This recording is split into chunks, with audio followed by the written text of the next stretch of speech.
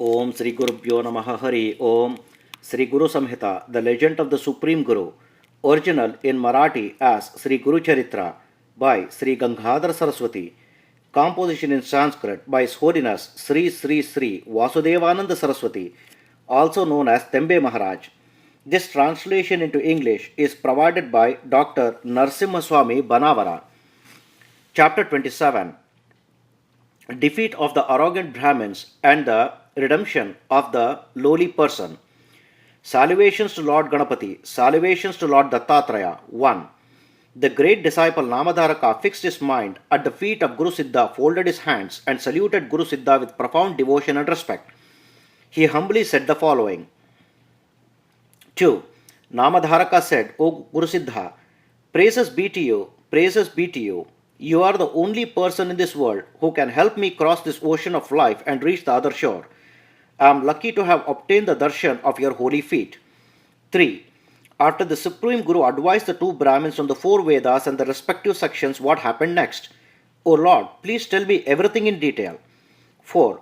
Guru Siddha was very pleased upon hearing the words of Namadharaka. He said, O Namadharaka, listen to the boundless and infinite legend of the Supreme Guru. 5. The Supreme Guru advised the two arrogant Brahmins in several ways, but they did not listen. They were adamant and said, either get ready for a debate or write us a Jayapatra immediately. 6. Seeing their adamant behavior and hearing their words, the Supreme Guru became very angry. He said, both of you shall get the suitable fruits of your behavior. 7. It is as if a rat desires to find out what exists in the stomach of a snake. It is as if a moth flies to the flame thinking that it is food for it to eat. 8. Without realizing the true nature and legends of the Supreme Guru, these two arrogant Brahmins humiliated the Supreme Guru. In doing so, they became like a blind man rushing towards death and self-destruction. 9. Meanwhile, the Supreme Guru saw a person far away coming in his direction. He beckoned one of his disciples and said to him, O disciple, go to that person who is coming in this direction and bring him to me. 10. Hearing the Supreme Guru's command, the disciple ran to the man and quickly brought to him the Supreme Guru. 11. The Supreme Guru asked the man, Who are you? Into what caste have you been born? Where are you going? Tell me everything in detail. 12. Hearing the Supreme Guru's words, the man said, O Lord, I am from an extremely low caste. My name is Matanga. I am an outcast and a lowly person. I live outside the city. 13. You shower mercy upon all people. That is why you are inquiring all this with me. Lord, I am indeed blessed with your mercy. Saying this, the man prostrated himself before the Supreme Guru. 14 and 15. Then the Supreme Guru showered his nectar-like merciful sight upon the man. Just as iron turns into gold by the mere touch of the sparshamani, the outcast man turned into an extremely pure and holy man by the merciful sight of the Supreme Guru. Immediately the Supreme Guru gave his staff to a disciple and said to him, Draw 7 lines, one in front of the other, in front of this lowly man. The disciple did as he was told. Note: the 7 lines denotes 7 lifetimes. 16. Then the Supreme Guru said to the lowly man, O Matanga, as soon as I tell you, you should cross 1 line at a time. According to the Supreme Guru's command, the Matanga crossed the first line. 17. As soon as he did that, he attained much knowledge. Then the Supreme Guru asked him, Who are you? Which caste do you belong to? The man replied, I am Mainda and I belong to a mixed race.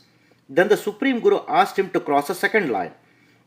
Obeying the Supreme Guru's command, the man crossed the second line and attained even more knowledge than before.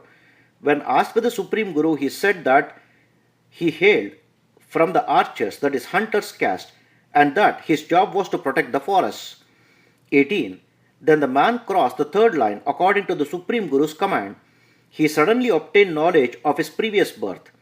When questioned by the Supreme Guru, he said that he was a fisherman by caste and was living on the banks of the river. 19. Upon crossing the fourth line, he said, Lord, I am a good Shudra. I was going to the fields for my job when I was called to come here. Why have you asked me to come here? 20th. The man then crossed the fifth line. He obtained even more knowledge and said, O Lord, I hail from the Vaishya caste. My name is Somadatta. 21. After crossing the sixth line, he said, O Lord, I hail from Kshatriya caste. My name is Godavari. 22. Then the man crossed the seventh line and said, I am an expert in the Vedas and the Shastras. I am proficient grammarian as well. I am a Brahmin and I am a teacher by profession. 23. Then the Supreme Guru said to the man, You state that you possess expertise in the Vedas and the Shastras. Pay attention now. These two Brahmins have come here for a debate. Defeat both of them in a debate. 24. Saying thus, the Supreme Guru invoked a divine mantra in some holy ash and threw it on him. He was covered all over with the holy ash. Instantly the man became enlightened. He became extremely learned and radiant. 25th. Just as a crow turns instantly into a swan after bathing in the waters of the holy Manasa Sarovara, the lowly man turned into a highly knowledgeable person just by the merciful sight of the Supreme Guru. 26. That is why people who consider the Supreme Guru Sri Narasimha Saraswati, who is the very manifestation and the incarnation of the Trinity, Brahma, Vishnu, Shiva, as an ordinary man are doomed to downfall. 27. Though the man who had arrived there was a lowly and ignorant person, he was transformed into a great scholar of the Vedas and the Shastras as a result of the Supreme Guru's mercy. He exhibited his expertise and proficiency in the scriptures in front of all the scholars who had assembled there. 28. Seeing all these miracles occurring before their own eyes, the two Brahmins who had come there seeking debate began to shiver with fright. They were astounded by the miracle they had just witnessed. They began to feel pain in their chest. They could not hear anything. They felt as if their tongues were tied up and they were dumb. 29. They began shivering terribly. Immediately they fell at the feet of the Supreme Guru and saluted him. Later they said, O Lord, what is to become of us now? O Lord, O treasure of knowledge, please tell us. 30. We are Guru Drohi, that is traitors to the Guru. We have criticized and taunted several Brahmins. You are the Lord of Gauri, meaning Lord Shiva, in the flesh. You are divine incarnate. Please forgive us. Note, Gauri is another name for goddess Parvati. 31. We are both ignorant fools. We were enveloped and held in bondage by Maya, illusion. Without understanding your true essence, we have committed a grave sin. 32. O Lord, you can easily transform a blade of grass into a huge mountain in a matter of seconds with your great and divine powers. If you look at even a great mountain with anger, it will be burned to ashes in seconds. 33. O Lord, using the Rajas Guna, you have created this universe. With the Sattva Guna, you protect this universe, and with the Tamas Guna, you destroy it. That is why, O Supreme Guru, you are the very manifestation of the Trinity, Brahma, Vishnu, Shiva. 34. We are fools, O Lord. Our mind is not capable to extol your greatness. We are not competent to sing praises of your legends. You have to deliver us from this misery that we call life.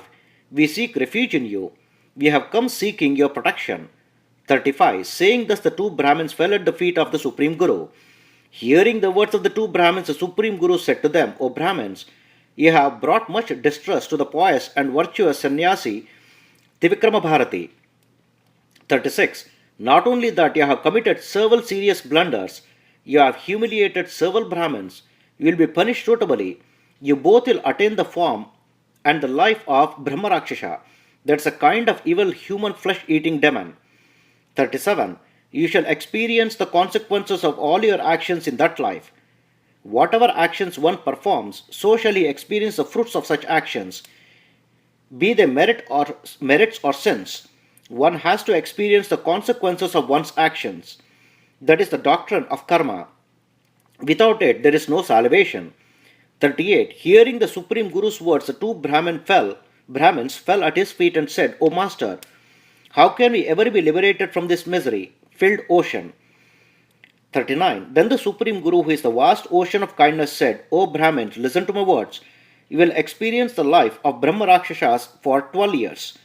40. Since you have realized your mistakes and are repenting for it, you will be liberated from this terrible punishment. After 12 years, a Brahmin will come by chanting the mantra of Narayana Upanishad.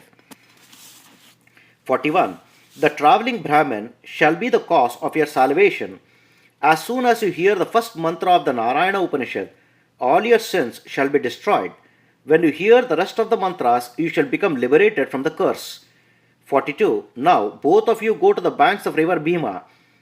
That is the most suitable place for you two. Heeding the Supreme Guru's command, the two Brahmins proceeded to the river bank. 43. As soon as the two Brahmins passed the outskirts of the town, they began to experience severe chest pains. Suffering from the pains, they managed to reach the banks of the river and fell dead. 44. Can anyone else experience the consequences of a person's actions? No. That is why the two foolish, arrogant, and self-destructive Brahmins fell dead and were reborn as Brahmarakshasas. 45. The Supreme Guru's words came true. The two Brahmins lived the lives of a Brahmarakshasa for 12 years with great difficulty. Later, they were liberated from the curse as per the Supreme Guru's words, and they attained salvation. 46.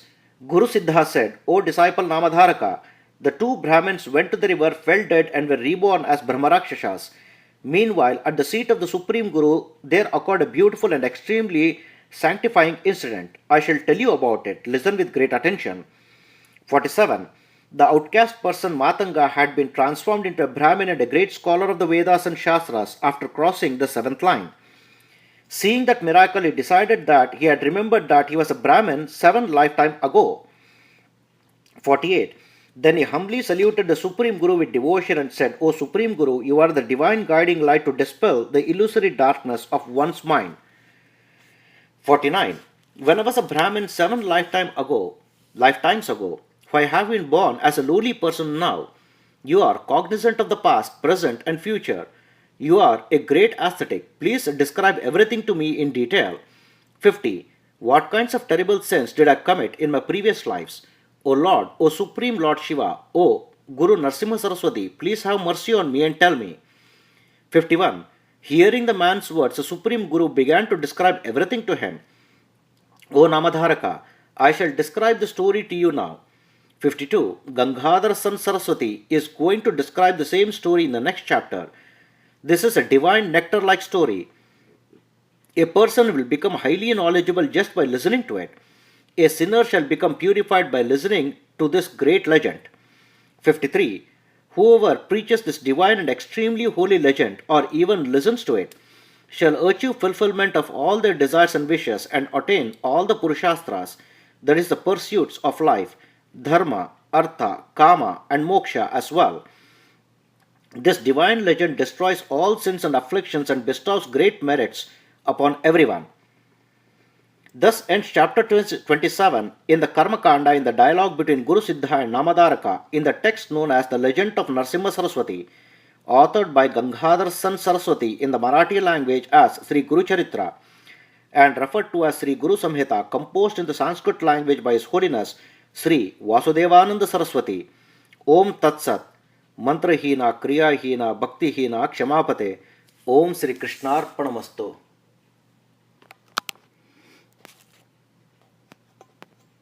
कापाड़ तंदे Bhagwant.